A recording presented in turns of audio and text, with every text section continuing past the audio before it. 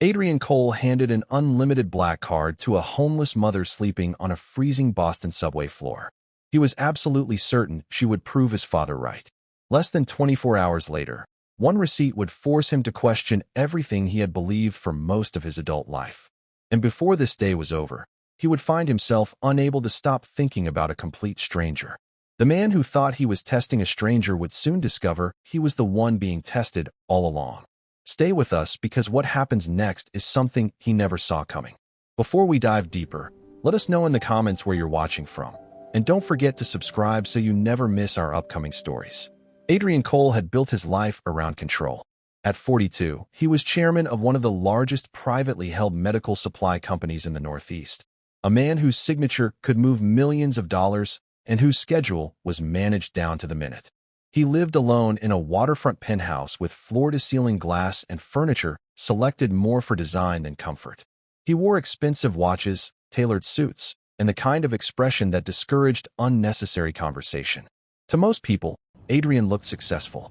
To some, intimidating. To almost everyone, untouchable. But men like Adrian are rarely born that way. They are built. Adrian's father, William Cole, believed the world was divided into builders and takers.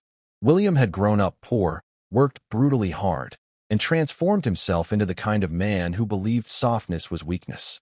He taught Adrian that trust should be rationed, that generosity was often exploitation in disguise, that struggling people were usually architects of their own suffering. Adrian's mother had once offered balance. She believed people were more complicated than that. She treated everyone with calm dignity that William dismissed as sentimental foolishness. When she died unexpectedly while Adrian was still young, her influence faded, and William's worldview filled the vacuum completely. Adrian became disciplined, ambitious, efficient, and emotionally reserved. Everything his father respected. And over time, Adrian discovered that success built exactly the life he had been promised. But not the feeling. Wealth solved inconvenience. It did not solve emptiness. Relationships failed because people described him as distant. His closest conversations were with executives, attorneys, and assistants. Even victories felt strangely hollow. Yet Adrian kept moving forward. Because motion is easier than reflection. Then came the January morning that interrupted everything. Boston was locked in one of those bitter cold spells where wind feels personal. Adrian was heading to a crisis meeting involving investors, legal exposure, and supply delays. His assistant, Claire Reynolds, walked beside him, updating him rapidly while checking emails. Adrian was only half listening. Then something near the far side of the station caught his attention. A woman sat against the wall with a sleeping child curled tightly into her chest beneath an oversized coat clearly donated by someone else. Beside them sat a cardboard sign with simple handwriting. Single mother. Lost our home. Anything helps. God bless. Adrian had seen scenes like this before. Everyone in any major city had. Most people develop a practiced way of not looking directly. Adrian should have kept walking. Instead, he stopped. Claire nearly collided with him. Adrian, she asked, confused. But Adrian wasn't listening. There was something about the woman's posture. Protective, exhausted, alert, even while still. When she noticed him, she immediately straightened and apologized. I'm sorry, she said softly. We can move if we're in the way. Adrian stared at her. Her face showed exhaustion. The child looked no older than 6. What's your name? Adrian asked. The woman hesitated before answering. Angela Brooks. And your daughter? Maya. How long have you been out here? Angela hesitated, then replied, 5 months. Adrian repeated the number silently. Shelters? He asked. Sometimes. When there's room, Angela said. Claire stepped closer. Adrian, we need to go. He ignored her. Angela's hands tightened protectively around Maya. Maybe she couldn't tell whether this was concern or interrogation. Adrian crouched slightly. What happened? Angela looked away. Life happened. The answer was calm, but edged with exhaustion. Adrian nodded slowly. Then, before logic had fully approved the decision, he reached into his wallet and removed his black card. Angela stared at it, confused. Claire immediately understood enough to react. Adrian, absolutely not. He kept his eyes on Angela. Take it. Angela blinked. What? Take it. I don't understand. 24 hours, Adrian said. Use it however you want. Angela stared at him like he had spoken another language. No spending limit. Angela's expression shifted between disbelief and fear. Why? Because I want to know something, he said. Something I've wondered about for a very long time. Angela finally took the card with trembling fingers. Same place tomorrow, Adrian said. Bring it back then. Then he turned and walked away. That night, Adrian monitored the account like a man waiting for disaster. 10 p.m., midnight, 1 a.m., still nothing. He stood in his penthouse overlooking the city, drink untouched, refreshing the banking app obsessively. By dawn, Adrian felt foolish for caring. Then, at exactly 6:23 that morning, his phone vibrated. A transaction notification. Adrian sat upright instantly. A few moments later, another one appeared. Then another. He stared at the screen in complete silence. None of it looked the way he had imagined. And somehow, that unsettled him even more. Adrian wasn't a man who allowed distractions to interfere with his schedule. Yet that morning, he found himself checking the banking app far more often than he wanted to admit. He tried focusing on emails, investor updates, and the dozens of decisions waiting for his attention, but his mind kept drifting back to the woman in the station. By mid-morning, curiosity had become a distraction he could no longer ignore. Eventually, he did something he rarely did. He rescheduled the rest of his day, grabbed his coat, and headed back to the station. Angela was there. So was Maya, wearing a brand new purple winter coat, fresh boots, holding a stuffed elephant. Angela stood immediately when she saw him and held out the black card. I was going to return it, she said quickly. I promise. Adrian looked at her, confused. Why are you apologizing? Because I used it. Adrian glanced at Maya. I can see that. Angela reached into her coat pocket and handed him several receipts. Adrian scanned the receipts slowly. Winter clothes, medicine, basic groceries, a warm drink for Maya. Then his eyes stopped at the final receipt. Shelter donation fund, $100. His eyes lingered there for a moment longer than the others. Then he looked up at Angela. You donated? Angela nodded softly. There are families there who need it more than we do. Adrian stared at her, unable to reconcile what he was seeing with what he believed. Then Angela asked softly, Did I do something wrong? Adrian stood completely still. The question caught him completely off guard. Of all the things he expected to hear, that question was nowhere on the list. He looked at the exhausted woman standing in front of him, underdressed for winter, and something inside him shifted. No, Adrian said quietly. I think I've been looking at people the wrong way for a very long time. The words left his mouth before his analytical mind had time to interfere. And once spoken, they felt undeniable. Angela looked confused. Maybe she expected anger, a demand for explanation. Instead, Adrian asked a question he never imagined himself asking a stranger. Have you and Maya eaten this morning? Angela hesitated. She has. And you? Angela gave the kind of polite half-smile people use when trying to avoid embarrassment. Adrian understood the answer without hearing it. Come with me. Angela stiffened immediately. What? You and Maya? Where? Somewhere warm. Angela took a small step backward. I appreciate what you've done, but I can't just go somewhere with a stranger. The caution was rational. Fair, he said. Let me say it differently. I'd like to help, if you'll allow me. Her expression remained guarded. Why? Adrian answered honestly. Because I think I've been wrong about a lot of things. One night, he said. One safe night for Maya.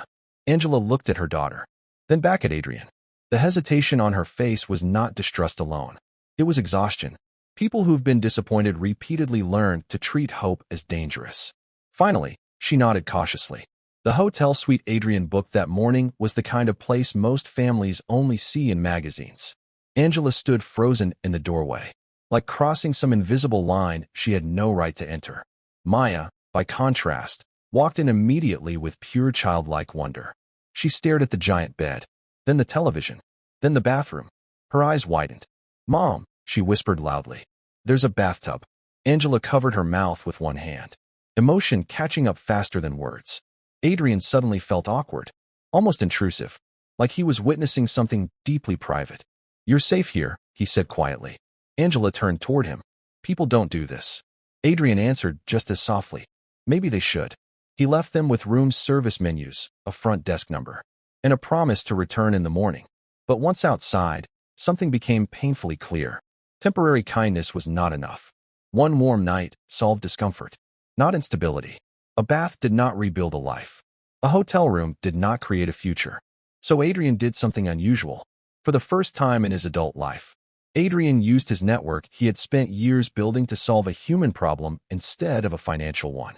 By the end of the day, a framework existed for Angela and Maya. Imperfect, but real. The following morning, Adrian returned to the hotel carrying coffee. Angela opened the door wearing a hotel robe, hair still damp from a shower. She looked transformed. Maya sat cross-legged on the floor coloring beside Peanut. "Good morning," Adrian said.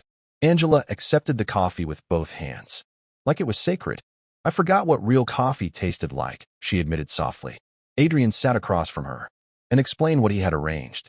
Temporary housing options, workforce placement referrals, school enrollment pathways, healthcare resources, childcare support, a way forward. Angela listened in stunned silence. When he finished, she stared at him. "Why?" "Because you had every reason to take advantage of me," he said. Angela looked down at her coffee. Adrian sat quietly for a moment before asking another question. "What happened?" Angela stayed quiet long enough that he assumed she wouldn't answer. Then, without looking at him, she began. "I was a billing coordinator at a physical therapy clinic in Worcester. Maya's father left when she was 3. Child support came when he felt like it." She gave a humorless laugh. "My mother helped with childcare until she got sick. Then she passed away. Maya kept getting sick. I missed work. They replaced me. I found part-time work. But rent kept climbing. Savings disappeared faster than I thought possible." She looked up now. "My sister let us stay with her for a while. Then, she lost her place too." Angela leaned back slightly. "You always hear people say they're one paycheck away from disaster. Turns out some of us actually are. I applied everywhere. Every form asked for things I couldn't provide anymore. Stable address, references, emergency contacts, deposits." Then she laughed softly. "The saddest kind. It's expensive to be poor. The system's designed to help demand stability from the exact people who lack it." After a long silence, Adrian asked, "Why didn't you take more?" Angela frowned. "More what?" "From the card." She looked genuinely confused. "Why would I?" "Because there was no limit." Angela glanced toward Maya, then back at him. "Need has limits. Greed doesn't." Adrian nodded, then looked away. Over the next few weeks, Adrian became unexpectedly involved. The temporary arrangement became something more practical. Angela entered a workforce certification program. Maya enrolled in school. An apartment was secured in a modest but safe neighborhood. Adrian helped assemble furniture with instructions that made absolutely no sense, and screws that somehow always disappeared. Maya appointed herself supervisor. Claire watched all of it with cautious amazement. Adrian barely recognized himself. He found satisfaction in errands that once would have bored him. Somewhere in the process, helping stopped feeling like charity and started feeling personal. But Adrian understood something dangerous was happening. Attachment, emotional involvement, exactly the kind of thing his father would have called weakness. Adrian was becoming emotionally invested in ways he hadn't anticipated. Eventually, the man he was becoming would collide with the life he had spent decades building. That collision began with Claire. She had worked beside Adrian for 8 years. She understood his routines better than most family members would. She knew when his silence meant concentration, when it meant irritation, which executives frustrated him, which board members triggered his impatience, exactly how many minutes of delay he tolerated. So when Adrian began rescheduling meetings to attend Maya's school orientation, or stepping out of conference calls to coordinate apartment paperwork, Claire noticed. One afternoon, after rescheduling yet another high-level briefing, she finally spoke. "Adrian, I need to ask something." He glanced up from his desk. "Go ahead." She chose her words carefully. "What exactly is happening?" Adrian leaned back. "That's a broad question. Then let me narrow it." Claire held his gaze. "You've become deeply involved in the lives of people you met less than a month ago." Adrian said nothing. Claire continued. "I'm not questioning kindness." Her tone softened. "I'm asking whether this is sustainable." Adrian folded his hands. "Do you think helping them is a mistake?" Claire hesitated, then answered honestly. "I think emotional decisions can become expensive in ways money doesn't immediately reveal." "That's fair," Adrian admitted. "But I'm not acting irrationally." Claire gave him a look that suggested she wasn't entirely convinced. "Then what are you doing?" Adrian thought for a moment, then answered, "Correcting something." Claire frowned. "What?" He met her eyes. "Myself." That ended the conversation, but not the concerns. Adrian's corporate world was built on predictability, discipline, emotional restraint. His recent behavior looked unfamiliar. Executives whispered. One board member privately asked whether Adrian was having some kind of personal crisis. Another joked, badly, that maybe middle age had made him charitable. Adrian ignored them. But privately, Adrian realized helping Angela and Maya had become emotionally important, in ways he had never expected, and that made him vulnerable. Meanwhile, Angela approached rebuilding her life with a seriousness Adrian deeply respected. She arrived early to workforce training, studied late, took notes obsessively, refused shortcuts. Her pride was still there, but it had transformed. No longer defensive, now disciplined, determined. Adrian admired that. Maya transformed fastest of all. Within weeks, the quiet little girl from the subway station had become animated, opinionated, funny, deeply attached to routine. She talked endlessly about classmates, cartoons, and Peanut's imaginary adventures.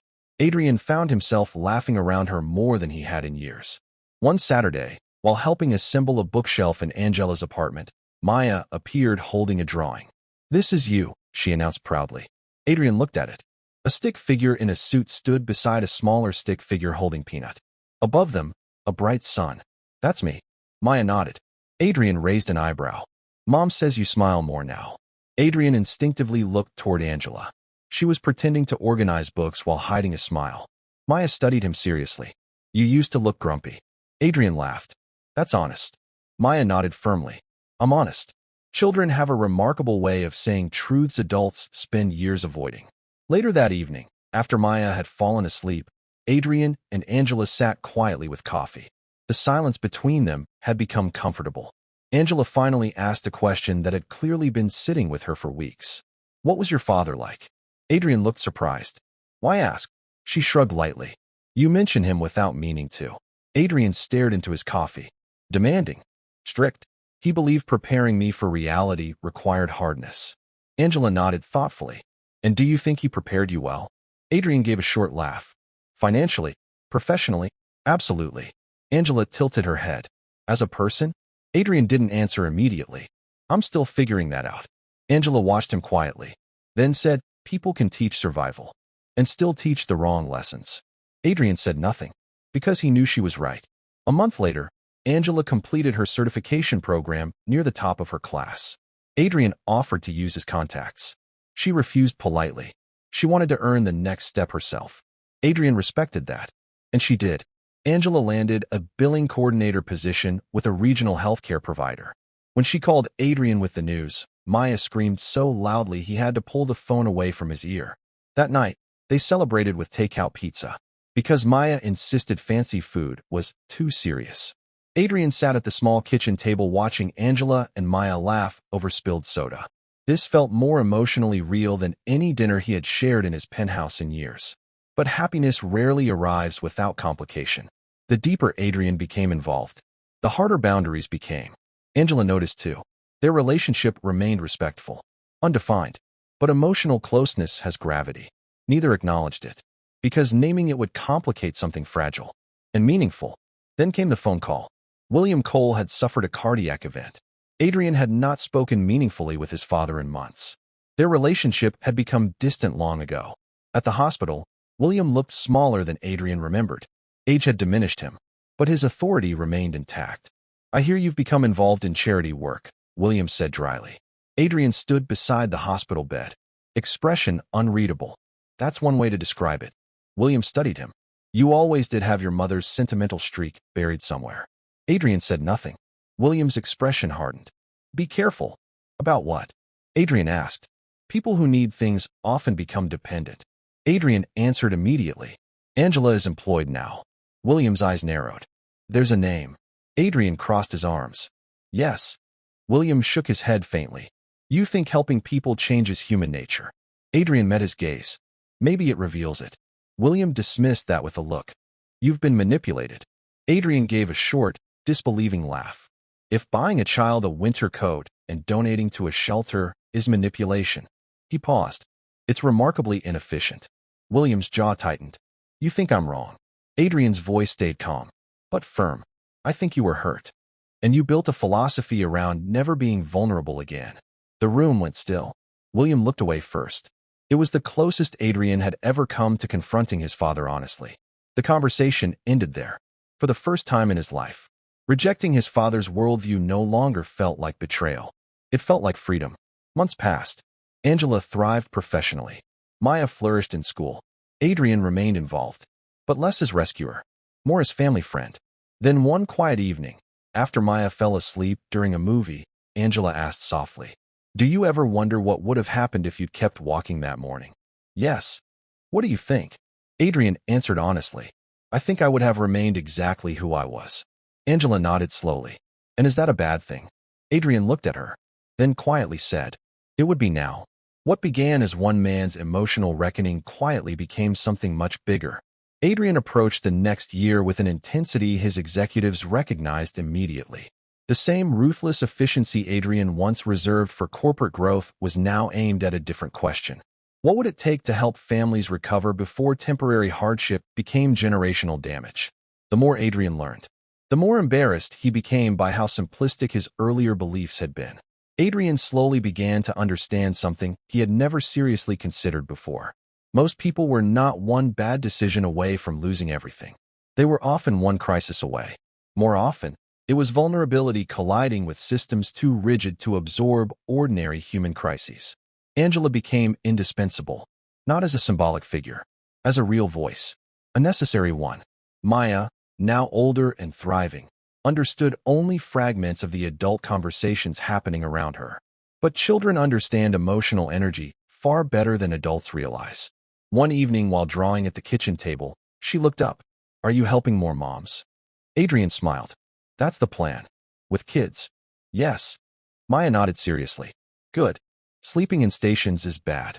18 months after that freezing morning in Boston, the foundation launched. Journalists, investors, civic leaders were all in attendance. Executives Adrian had worked with for years arrived looking curious. Some skeptical, some impressed. Claire stood backstage beside Adrian as he reviewed his prepared remarks. "You've rewritten that speech 6 times, Claire said. 7, Adrian corrected. Claire smirked. Nervous. Adrian exhaled. "More than I expected." Claire looked toward the audience. "Good." He raised an eyebrow. "That's reassuring." Nearby, Angela stood in a navy dress she had purchased herself. Adrian glanced toward her. "You ready?" Angela smiled faintly. "You're asking me?" He laughed softly. "Fair." Then he walked onto the stage. The room fell silent. Adrian began the way audiences expected. Statistics. Data. Then he stopped, looked at the prepared speech, and set it down. Adrian spoke plainly. "A year and a half ago, I believed desperate people made irresponsible choices. I believed trust was dangerous." The room grew still. "I believed success insulated responsible people from becoming vulnerable. Then, one winter morning, expecting confirmation of everything I believed, what I received instead, a glance toward Angela, was correction." He told the story and described the exact moment his worldview changed. "Character," Adrian said quietly, "reveals itself most clearly not in abundance, but in scarcity." The room was silent. Then Adrian looked directly toward Angela. "The person who taught me this lesson is here tonight." Angela visibly froze. "Angela Brooks, would you join me?" The audience erupted in applause. Angela walked to the stage. Adrian stepped aside, giving her the center, where he believed she belonged. Then he made the announcement. "Angela has agreed to serve as an advisor to this foundation." A murmur moved through the audience. Because no strategy built without lived experience deserves confidence. That line earned another round of applause. Angela took the microphone reluctantly, then steadied herself, and spoke. "I used to think asking for help meant failure." Her voice was quiet but clear. "Now I know surviving long enough to rebuild takes more strength than most people realize." No polished speechwriter could have improved on that honesty, and everyone knew it. After the event, journalists surrounded Adrian, but his attention kept drifting toward Maya, waiting patiently near Angela. Eventually, Adrian escaped the crowd. Maya looked up immediately. "Does this mean kids get beds now?" Adrian crouched to her level. "That's exactly what it means." Maya nodded thoughtfully, then hugged him with complete sincerity. "Good," she whispered. Adrian closed his eyes briefly, emotion catching him off guard. Angela watched quietly, eyes shining. Later that evening, outside beneath city lights, the three stood together in a rare, quiet moment. Angela looked at Adrian. You really changed everything. Adrian shook his head gently. No. He looked at her. You changed me. Angela smiled through visible emotion, then said softly, You know what's strange? What? The day you handed me that card. She paused. I thought you were testing whether poor people could be trusted. Adrian smiled faintly. I was. Angela tilted her head. Turns out, you were the one being tested. Adrian laughed softly. That appears to be true. Then, Maya, who had been listening with only partial understanding and complete confidence, asked, Are we family? Silence. Not uncomfortable silence. The kind that comes when truth quietly arrives and waits to be acknowledged. Angela knelt beside Maya. Family can mean a lot of things. Maya frowned. That's a grown-up answer. Adrian laughed. Angela laughed too. Then Maya looked directly at Adrian. Do you want to be? Adrian felt emotion rise. But unlike the old Adrian, he didn't suppress it. He looked at the little girl who once slept in a subway station, clutching borrowed warmth. Now standing beneath city lights, asking the most honest question imaginable. And answered, Yes, I do. Maya grinned like the answer had been obvious all along. Angela said nothing, but the look she gave Adrian said everything. Trust, gratitude, affection, respect, something deeper. Not obligation, not rescue, partnership, something built slowly. Honestly, over time. Years later, Adrian would still think about the receipt. Not because of what it cost, because of what it revealed. He had spent decades believing wealth protected people from truth. But truth found him anyway. Through a mother with nothing but dignity. A little girl with a stuffed elephant. And one freezing morning society had trained him to ignore. Success gave Adrian comfort. Angela and Maya gave him perspective. William taught him how to build walls. Life taught him why some walls deserve to come down. And maybe that's what this story leaves behind. The strongest assumptions we carry are often the ones least tested by actual human experience. We judge from distance because distance protects certainty. But certainty is not wisdom. Sometimes all it takes to change a life is one moment of trust. Sometimes the person you think you're saving becomes the one who saves you. And sometimes, the smallest receipt becomes evidence of the biggest transformation. Adrian once believed human character became visible when desperate people gained access to abundance. In a sense, he was correct. He simply misidentified whose character was actually being tested. Tell us in the comments. If you were in Adrian's position that morning, would you have stopped walking?